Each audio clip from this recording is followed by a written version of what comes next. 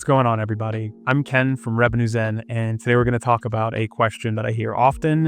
What is the difference between Generative Engine Optimization, GEO, and Search Engine Optimization, SEO? It's important to note that there's a lot of overlap still in the fundamentals, right, of having topical authority, unique positioning, information gain, adding something to the conversation, having a strong brand presence. But there are a few key differences that are already emerging. And most importantly, you're going to have to approach your strategy differently than you thought before with some of the changes with generative engine optimization. So the first and most important is that these tools, the crawlers that inform these large language models, do not crawl your site the same way that a search engine crawler might. And so you'll have to structure your content in a way that not only puts the information that your users need, that your users want to convert right at the top, but knowing that these models might serve somebody an answer based on what was in the model from months ago, maybe even a year ago,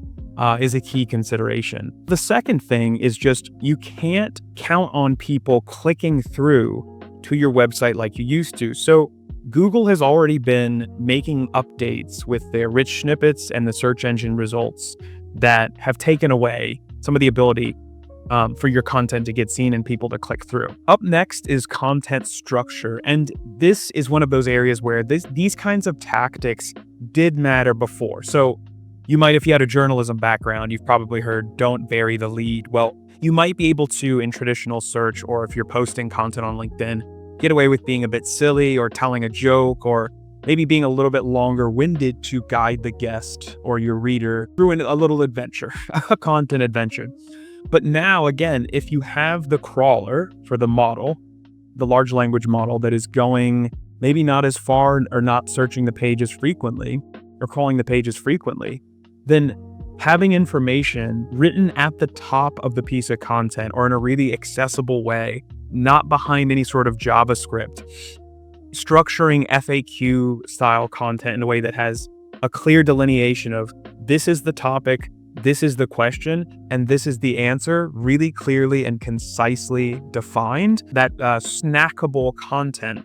And then lastly is everybody's maybe least favorite topic for certain marketers, but it's attribution. And so attribution is messy. I'm just going to get this right out of the way. There's no such thing as perfect attribution, nor should there be.